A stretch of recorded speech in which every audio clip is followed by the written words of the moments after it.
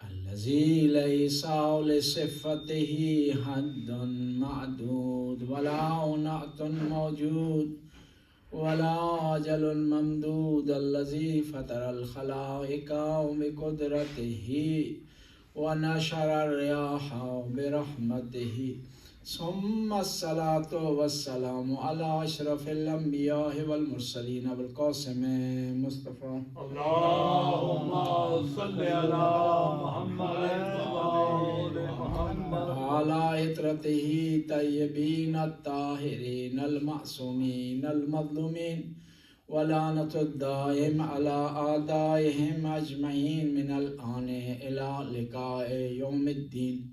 بسم الله الرحمن الرحيم. كانت الخديجة أحسن النساء جمالا وأكملهن عقلا وأتمهن رأيا. صلوات. اللهم صل على محمد وآل محمد.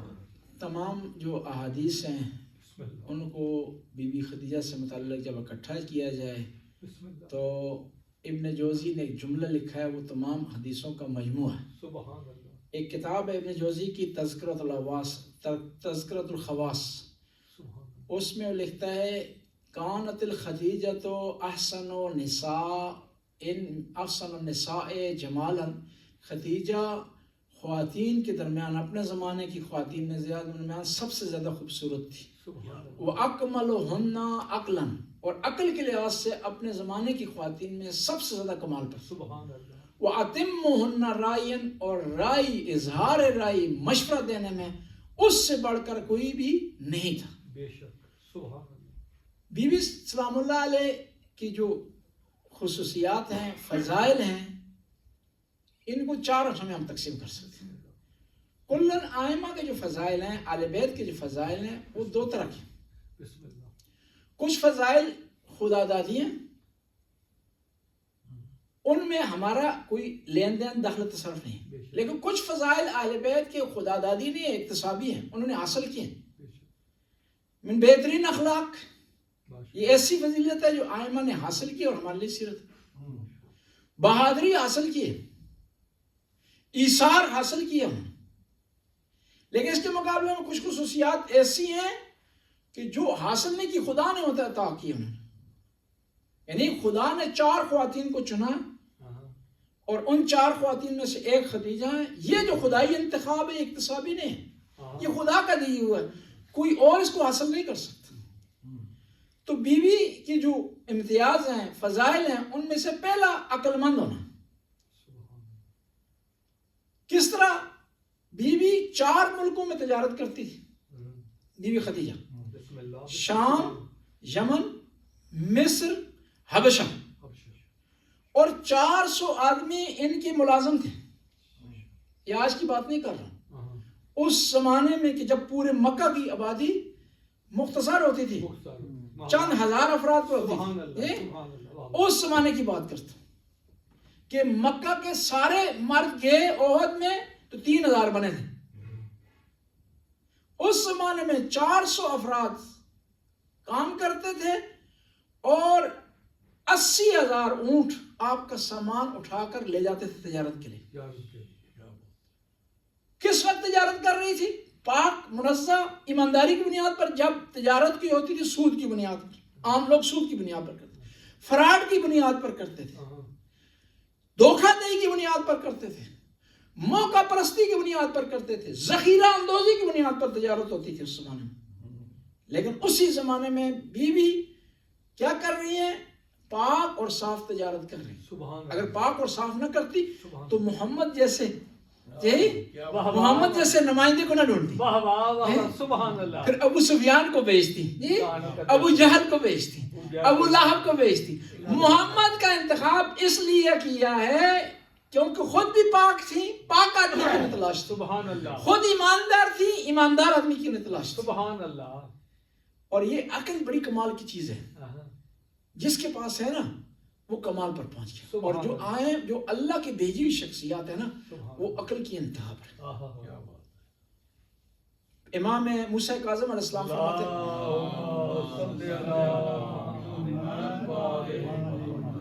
بی بی عقل مندی سے کام لیتی تھی، عقل مند تھی، لیکن انہوں نے عقل کہاں استعمال کی ہے؟ دین کی خاطر، واہ واہ شریعت کی خاطر، سبحان اللہ محمد مصطفیٰ کی خدمت کرنے کی خاطر۔ واہ واہ بی بی نے بتا دیا کہ عقل یہ نہیں ہے کہ آپ سب کو دھوکہ دیں، عقل مندی یہ ہے کہ خدا کی بارگاہ میں جھکیں، عقل مندی یہ ہے کہ ایمانداری سے کام لیں، عقل مندی ہے کہ غریبوں کا خیال رکھیں، عقل مندی یہ ہے کہ خود بھوکے رہیں دوسروں کو کھلائیں۔ ہم نے عقل مندی یہ سمجھ لی ہے کہ اپنا پیٹ زیادہ بھر لیں، یہ عقل مندی ہے، اپنے لیے اچھی سواری کا انتظام کر لیں، یہ عقل مندی ہے۔ یہ عقل مندی نہیں، عقل مندی یہ جہاں اپنا خیال رکھ رہے ہیں دوسروں کا بھی خیال رکھیں۔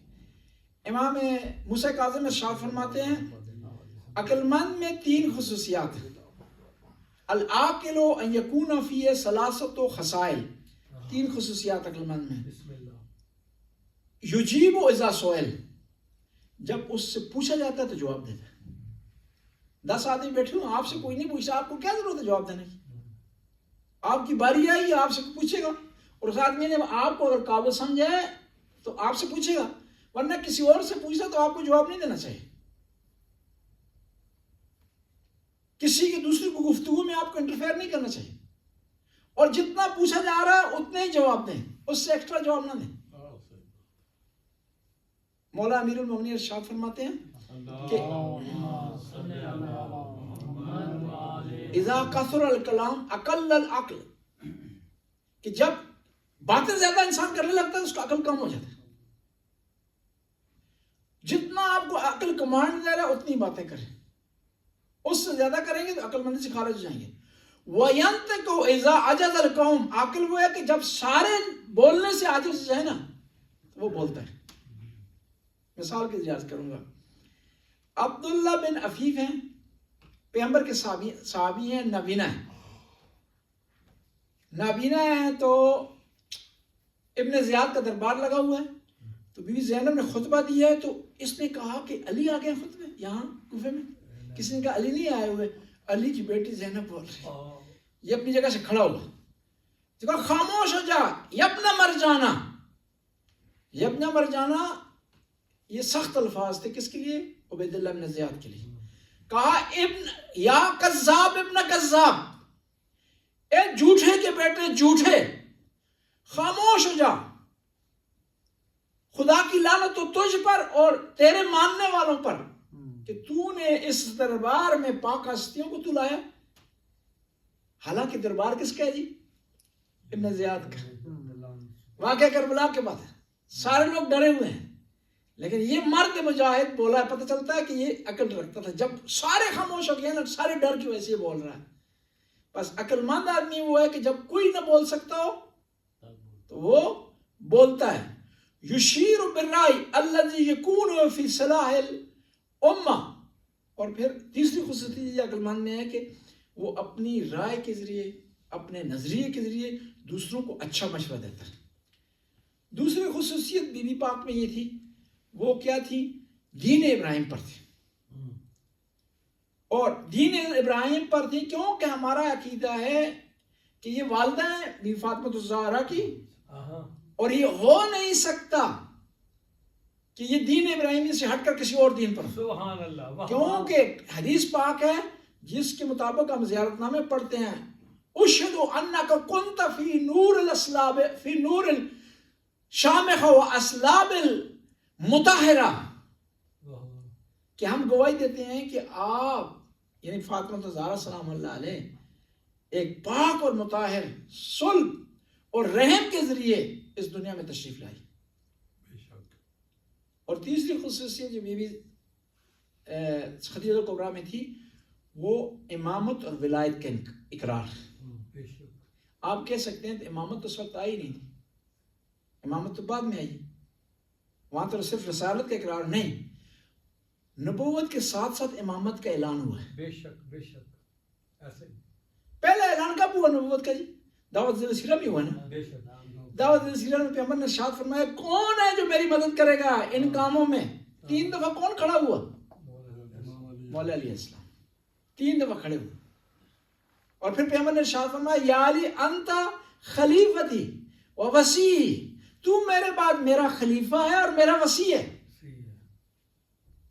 اور سب کو کہا کہ تم پر واجب ہے اس کی اطاعت کرو۔ اور جب یہ کہا نا تم پر واجب ہے اس کی اطاعت کرو، اس مجمع میں گھر میں گئے رسول اللہ، ارشاد فرمایا یا خدیجہ تھا ھذا علی مولاک، کہ خدیجہ یہ علی آپ کے مولا ہیں، مولا ہے اور مولا المؤمنین، اور مومنوں کے مولا ہے، وہ امام بعدی، میرے بعد یہ امام ہے۔ تو پتہ ہے خدیجہ نے کیا کہا؟ صدقتا یا رسول اللہ، واہ واہ سچ کہا حاضری واہ واہ یا رسول اللہ، سچ کہا ہے۔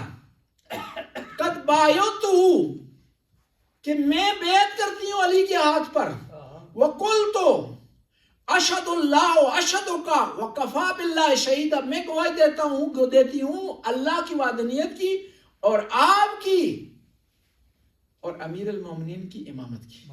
سبحان اللہ، یہ گواہی کس نے دی ہے؟ خدیجہ الکبریٰ۔ کیا بالکل ایسے حق ہے، آپ بھی امامت کا دعویٰ کرتے ہیں، ہم بھی کرتے ہیں، کچھ لوگوں نے جانیں دے دی امامت کے لیے، بے شک سختیاں برداشت کی ہیں۔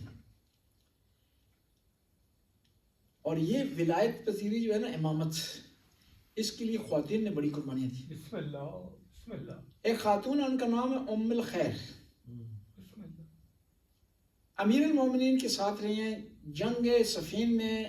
یہ کیا تھی، جو جنگجو تھے نا، ان کو شجاعت دلاتی تھی کہ آپ کو جنت کی بشارت ہے، آپ جنت میں جانے والے ہیں، معاویہ والے جہنم میں جانے والے ہیں۔ امیر المومنین کی شہادت کے بعد یہ کسی کام سے معاویہ کے پاس گئی، ام الخیر۔ معاویہ نے دیکھتے ہوئے کہا ام الخیر تو علی کو مانتی ہے؟ کہا اس میں تو شک کی بات نہیں، میں علی کو مانتی ہوں۔ کہا تو تھی جو جنگ صفین میں ہمیں کافر قرار دیتی تھی؟ کہا میں ہوئی تھی، آپ بھی آج بھی کہہ رہی ہو تم کافر۔ یزید معاویہ کے دربار ہے، وہاں کھڑے ہو کر بیان کر۔ سبحان ہیں؟ سبحان پھر ایک اور تھی سودا حمدانی، معاویہ کے دربار میں کسی کام سے گئی، تو معاویہ نے کہا کہ سودا تو ہی سمجھتی ہے کہ علی علیہ السلام جو ہے وہ حضرت ابوبکر عمر پر سے افضل ہیں؟ اس نے کہا غلط تم نے سنا ہے۔ وہ خوش ہو گئے، کہا سچ بتاؤ، سچ یہ ہے کہ علی تو تمام انبیاء سے افضل ہے؟ حاضری علی، پھر کہا کہ بتاؤ دلیل کیا تمہاری؟ کہا بتاؤ آدم سے کیوں افضل ہے؟ کہا قرآن نے کہا عصا آدم ربہ فغوا، کہ آدم نے اپنے رب کا عصیان کیا، درخت چکھ لیا، لیکن میرے علی نے رب کا عصیان نہیں کیا۔ کہا اور کیا نوح پر فضیلت کی کیا دلیل ہے؟ کہا نوح ساری زندگی تبلیغ کی، تھک کے بدعا دی، لیکن میرے علی پر لوگوں نے ظلم کیا، گھر کو آگ لگائی، زوجہ پر دروازہ گرایا گیا، موسم کو شہید کیا، لیکن میرے علی نے شکایت تک نہیں کی۔ کہا بتاؤ کہ ابراہیم سے کیوں افضل ہے؟ کہا ابراہیم نے کہا کہ خدایا تو مجھے دکھا کہ تو کس طرح مردوں کو زندہ کرتا ہے، کیف یحیی الموتى۔ تو خدا نے کہا کہ ابراہیم تجھے یقین نہیں؟ کہا یقین ہے، میں چاہتا ہوں اطمینان حاصل کروں، لیکن میرے علی فرماتے ہیں لو کشفت لی غطاء مزددت یقینا، کہ اگر ساری دنیا کے پردے ہٹا دیے جائیں علی کے یقین میں ذرا برابر اضافہ نہیں ہوگا۔ بے شک ایسا ہی ہے۔ کہا موسیٰ سے کیوں افضل ہیں؟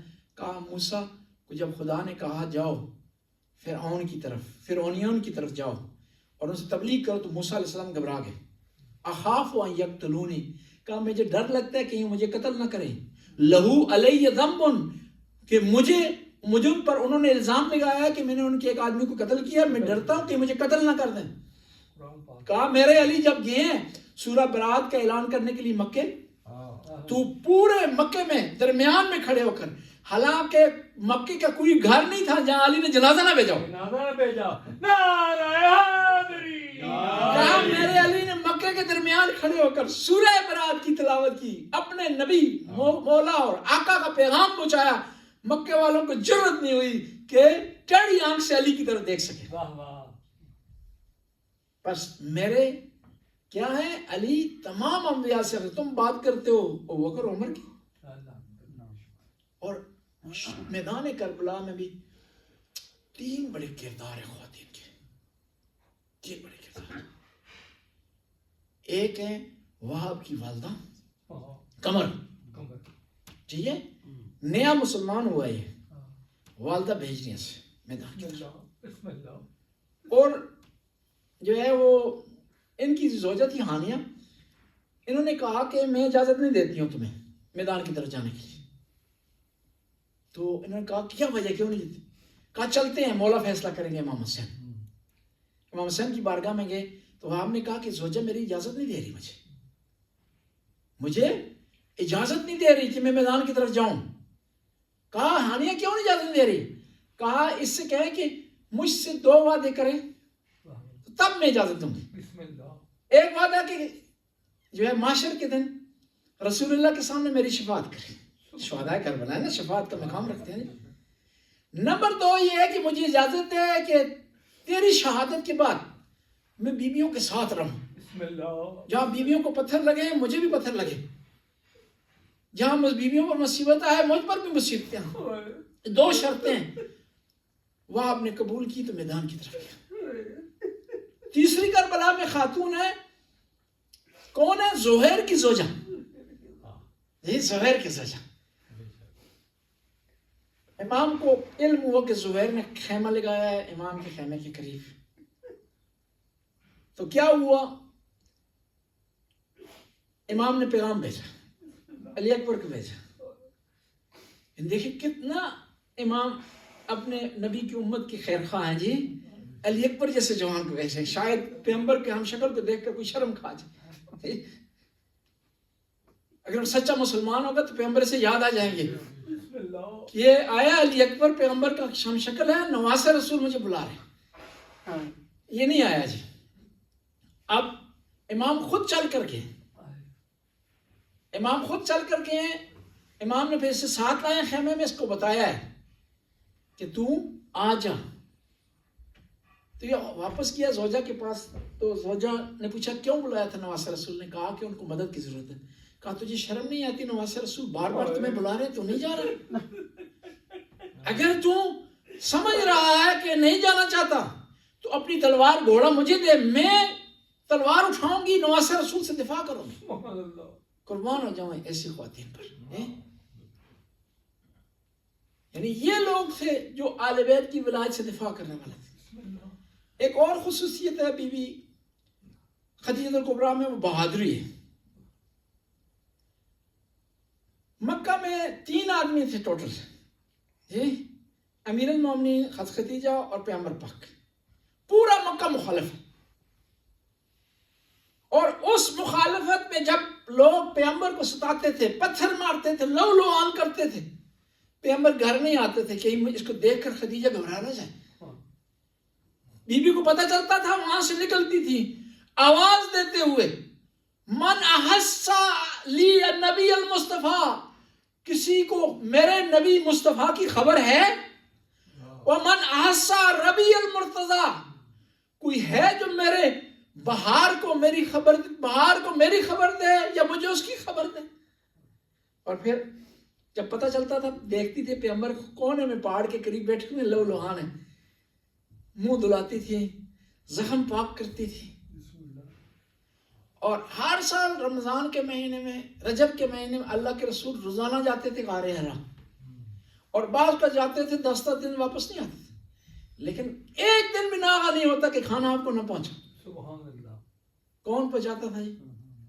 زوجہ جی, روزانہ باقاعدگی سے کھانا بچا رہی. نوکروں کو کہہ سکتی تھی, نہیں کہا. غلاموں کو کہہ سکتی تھی, نہیں کہا. خود چل کر جا رہی ہیں, کہاں؟ غار حرا, کھانا بچا رہی. اتنی امیر ہونے کے باوجود, اتنا مال ہونے کے باوجود, جب پابندی لگی ہے نا, محاصرہ ہوا ہے نا جی, تحریم ہوئی ہے نا ان کو, تو کیا ہوا ہے 3 سال سخت زمین پر روتی تھی, سخت زمین پر لیٹتی تھی, اور ساتھ اپنی بھی بچی فاطمہ تو زہرا کر اٹھائی جاتی. کبھی گلہ تک برابر نہیں کیا کہ محمد آپ کی وجہ سے سب کچھ ہوا ہے. صبر و شکر سے مقابلہ کرتی ہے. کھانے کو کچھ نہیں ملتا تھا لیکن سختی برداشت کرتی تھی. اور ہم جب بعض کہتے ہیں نا بی بی شہید ہے, بی بی کی وفات نہیں, اس کی وجہ یہی ہے, اس بھوک کی وجہ سے بی بی طاقت نہیں لا سکی, برداشت نہیں کر سکی, زندگی کو آگے نہیں بڑھا سکی اس بھوک کی وجہ سے. 2 آدمی اس بھوک کی وجہ سے نالال ہو کے دنیا سے چلے گئے. اور پھر دیکھیں محمد مصطفیٰ جب مدینے میں آئے نا, وہ حالات کچھ اور تھے وہاں پر. وہاں تو کئی ازواج تھے پیغمبر کی, ماریہ کفتیہ تھی، صفیہ تھی، کئی خواتین تھیں. اور وہاں حالات یہ تھے کہ پیغمبر وضو کرتے تھے، صحابہ کرام پانی اس کو اٹھا لیا کرتے تھے. لیکن مکے میں یہ حالات نہیں تھے. وہاں جو ساتھ کھڑی رہی ہیں وہ خدیجہ الکبریٰ. اور ام المومنین حضرت عائشہ ارشاد فرماتی ہیں کہ روزانہ پیغمبر کوئی ایسا ٹائم نہیں ہوتا تھا کہ خدیجہ کو یاد نہ کرے. ایک دن مجھے غصہ آیا، حسد ہوا.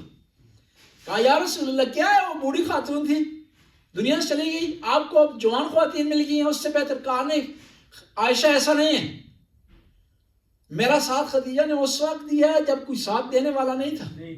اس وقت اس نے مال خرچ کیا جب کوئی مال خرچ کرنے والا نہیں تھا. اور جب بھی قربانی کرتے نا، کوئی صدقہ خیرات کرتے تو حضرت خدیجہ کی سہیلیوں کو بھیجتے تھے اور کہتے ہیں یہ خدیجہ کی طرف سے آیا ہے. جنگ بدر میں اس طرح ہوا کہ قیدی کچھ پکڑے گئے. ان قیدیوں میں حضرت خدیجہ کی بہن کی بیٹی کا شوہر آس، وہ بھی پکڑا گیا. اور طے ہوا کہ یہ جو کافریں پکڑے گئے ہیں یہ یا فدیہ دیں، کوئی مال دیں، کو چھوڑ دیا جائے، یا یہ 10 مسلمانوں کو لکھنا پڑھنا سکھائیں. تو ہر قیدی نے سامان پیش کیا، مال پیش کیا. تو وہ جو تھا آس بن وائل، اس نے کیا کیا، وہ ہار پیش کیا جو حضرت خدیجہ نے اپنی بھانجی کو دیا تھا شادی کی رات، وہ پیش کر دیا. تو پیغمبر نے دیکھا تو پہچان لیا تو آنسو آ کے آنکھوں میں اور مڑ کر رونا شروع کر دی. آواز دی میرے صحابہ، میرے ساتھیوں، اگر ہو سکے نا تو یہ ہار واپس کر دو. میں نہیں چاہتا خدیجہ کا دی ہوئی چیز میں نے اٹھا لوں. واپس کر دیا. یعنی اتنا حضرت خدیجہ سے پیار کرتے تھے رسول اللہ. کہتے ہیں کہ بی بی کے آخری ایام تھے اور کبھی ڈیمانڈ نہیں کی بی بی نے، کبھی خواہش نہیں کی. اب خواہش دل میں تھی، بیان نہیں کر سکتی تھی. اپنی بیٹی کو کہا کہ بابا سے کہیں میرے پاس کفن کے پیسے نہیں ہیں، اگر ہو سکے تو مجھے اس لباس میں کفن دیا جائے جس لباس میں آپ پر وحی نازل ہوتی ہے. پیغمبر مسجد میں تھے نا، جب یہ سنا ہے نا برداشت نہیں کر سکے، دوڑتے ہوئے آئے. راستے میں وحی نازل ہوئی، خدا کا ارشاد ہوا محمد خدیجہ سے کہہ دیں کہ اس کے لیے جنت سے کفن کا انتظام ہو گیا. دوڑتے ہوئے آئے، کہا خدیجہ تو نے کیسی بات کر دی ہے، تو نے سب کچھ اسلام کی خاطر لٹا دیا، آج تجھے پریشان ہونے کی ضرورت نہیں ہے، تو کیوں پریشان ہو رہی. کہا یا رسول اللہ آپ آ گئے ہیں تو میری ایک اور وصیت سن لیں. میں دنیا سے جا رہا ہوں، یہ میری بیٹی بہت چھوٹی ہے فاطمہ، یہ تک و تنہا ہے، کوئی اس کا ہمراہ نہیں، ساتھی نہیں. مکہ کی خواتین نے بائیکاٹ کیا ہوا، بچوں کو نہیں بھیجتے اس کے پاس. میرے بعد کوئی اسے ستائے نہ، کوئی تماچا ایسے نہ مارے. میں کہوں گا خواہش کہ خدیجہ آپ ہوتی دیکھتی کہ آپ کی وصیت پر محمد مصطفیٰ نے تو عمل کیا، لیکن محمد مصطفیٰ کے بعد عمل نہ ہو سکا. لوگوں نے ستایا بھی، تماچا بھی مارا، اور اتنا ستایا کہ بی بی کہتی صبت علیہ مصائب لو صبت علیہ وسرن لیالیا. بی بی کا آخری دن تھا. اسماء بنت امیس آئی. کہا اسماء بنت امیس کو دیکھتے ہوئے بی بی نے رونا شروع کر دیا. کہا بی بی آپ کیوں رو رہی ہیں؟ آپ نے یتیم نوازی کی ہے، مسلمان سارے آپ کے مکروز ہیں، کوئی ایسا مسلمان نہیں جو آپ کا مکروز نہ ہو. اسلام آپ کی وجہ سے پھیلا ہے.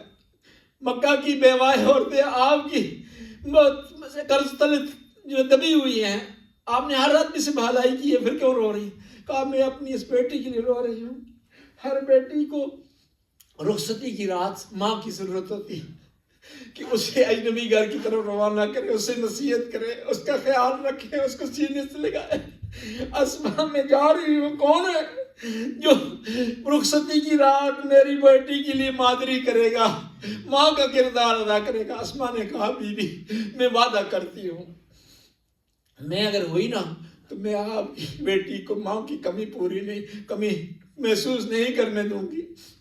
کہتے ہیں رخصتی کی رات آ گئی نا، خواتین بیٹھی ہوئی تھی بی فاطمہ زہرا کے پاس، پیغمبر آئے، کہا ساری خواتین باہر چلی جائیں، میں اپنی بیٹی سے درد دل کرنا چاہتا ہوں، اب کلام بولنا چاہتا ہوں۔ اسما بیٹھی رہی، نہیں ہلی اپنی جگہ سے۔ پیغمبر نے آواز دی، اسما تو نے نہیں سنا میں نے کیا کہا ہے؟ کہا یا رسول اللہ سنا ہے، لیکن میں نے وعدہ کیا تھا خدیجہ سے، میں مجبور ہوں، میرے لیے ضروری ہے کہ میں وعدے کو نبھاؤں۔ اللہ لعنت اللہ قوم الظالمین فسیعلم الذین منقلب ینقلب۔ خدایا بی بی کی عظمت کا واسطہ حاضرین کی حاجت روائی فرما، پریشانوں کی پریشانی کو آسانی میں تبدیل فرما، تنگ دستوں کی تنگ دستی کو برطرف فرما، بے روزگار افراد کو بے عزت روزگار عطا فرما، مقروضوں کا قرض غیب کے خزانے سے عطا فرما۔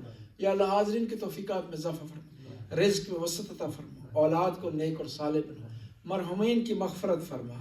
خدایا تو غفور رحیم